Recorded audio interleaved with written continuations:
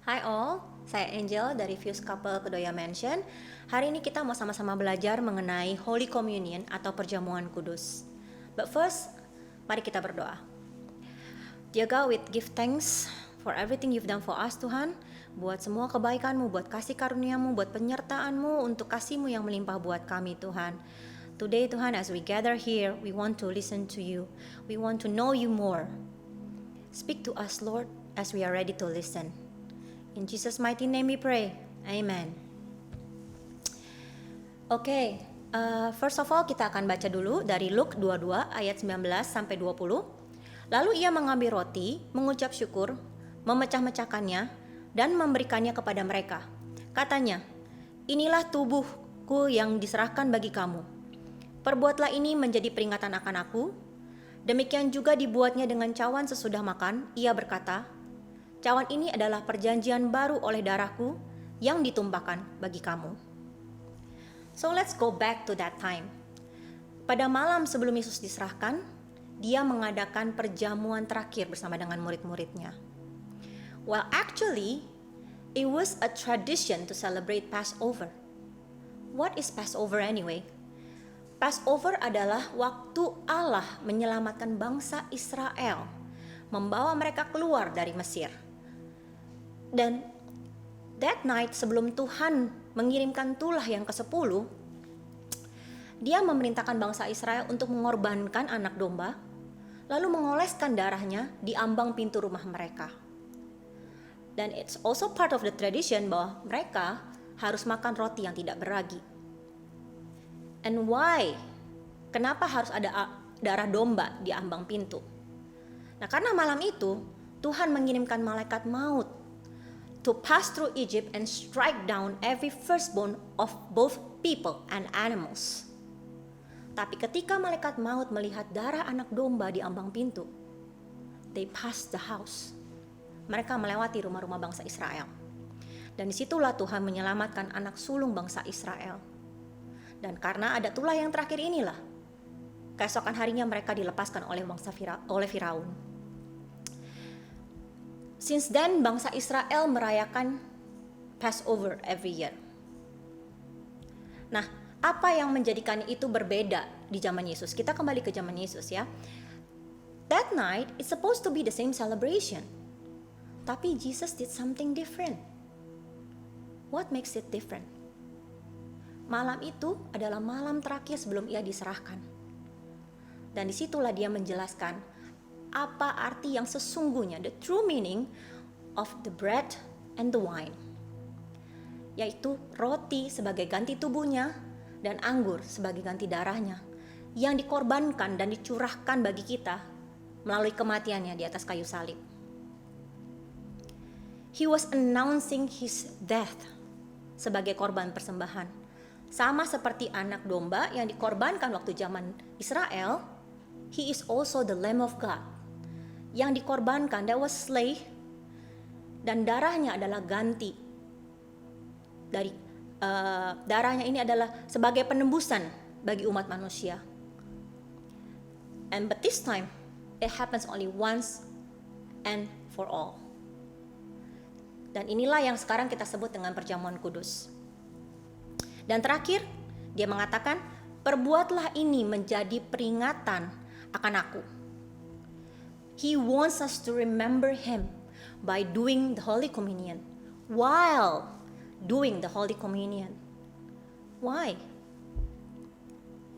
Why? Because he wants us to remember what he has done for us. That he loves us, he gave himself as sacrifice. It is not for him. Bukan karena Allah itu orang yang pelupa. No. But it's for us. Buat kita. Karena kita ini manusia yang suka lupa. Kita suka lupa kalau Tuhan tuh mengasihi kita. Kita suka lupa kalau dia sudah menebus kita. Dan we are now redeemed. Kita juga suka lupa apa yang udah Tuhan kerjakan di kayu salib buat hidupan kita. Buat kita saat ini. Yes. Jadi perjamuan kudus adalah tindakan yang kita lakukan sebagai orang percaya bersama-sama dengan orang percaya lainnya untuk mengingat perbuatan Tuhan Yesus sebagaimana yang Tuhan inginkan. Ingat kalimat terakhirnya, perbuatlah ini menjadi peringatan akan aku. Nah, dalam perjamuan kudus ini kita bukan hanya sekedar Oh ya, makan roti dan minum anggur, a tradition gitu. We keep the tradition alive. No, but there are some meanings to it. Nah, saat kita melakukan perjamuan kudus, sebenarnya apa sih yang lagi kita lakukan?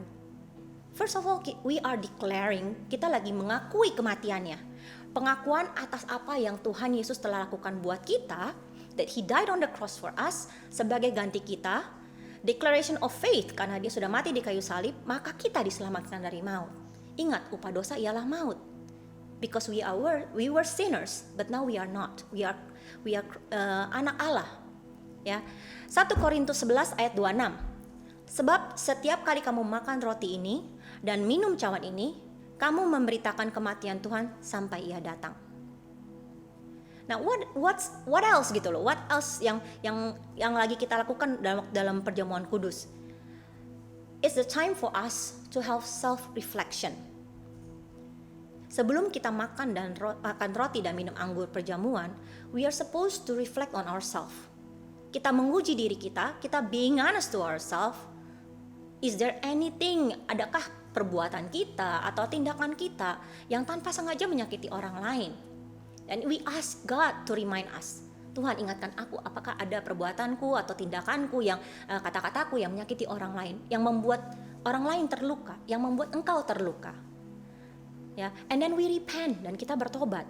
Di saat itulah kita minta pengampunan kepada Tuhan, dan kita juga melepaskan pengampunan untuk orang-orang yang menyakiti kita. Kita lakukan pemberesan hati kita di hadapan Tuhan sebelum kita menerima perjamuan. Not after, but before. Ya, we ask for God's forgiveness and repent. Then baru kita masuk ke hadiratnya, kita bersekutu dengan Dia lewat anggur dan roti. Ya. In 1 Corinthians 11 verse 27 to 28, jadi barang siapa dengan cara yang tidak layak makan roti atau minum cawan Tuhan, ia berdosa terhadap tubuh dan darah Tuhan. Karena itu hendaklah tiap-tiap orang menguji dirinya sendiri, dan baru sesudah itu ia makan roti dan minum dari cawan itu. And the last one, communion.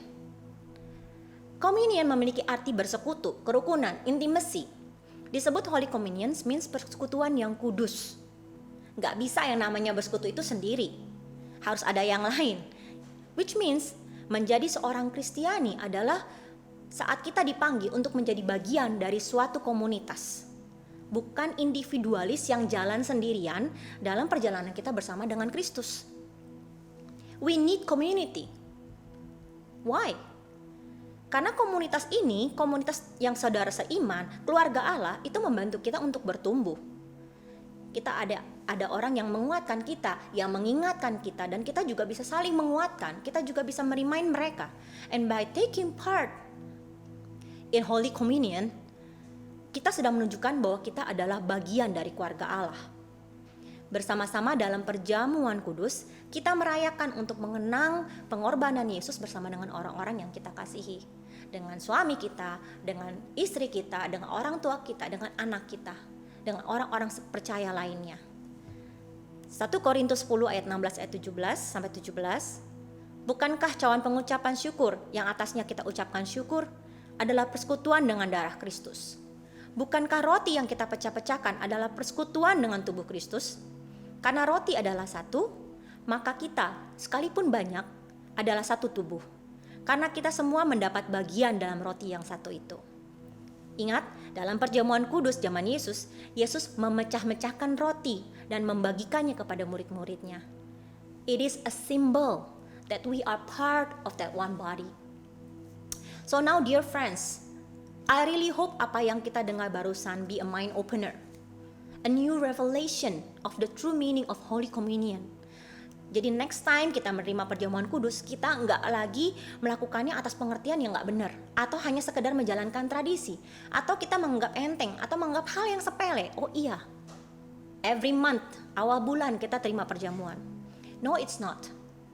Tapi dengan adanya new revelation ini, kita bisa mengingat sebelum kita melakukan perjamuan, kita ingat lagi 3 hal yang tadi. Pertama, pengakuan akan kematian Kristus bagi kita.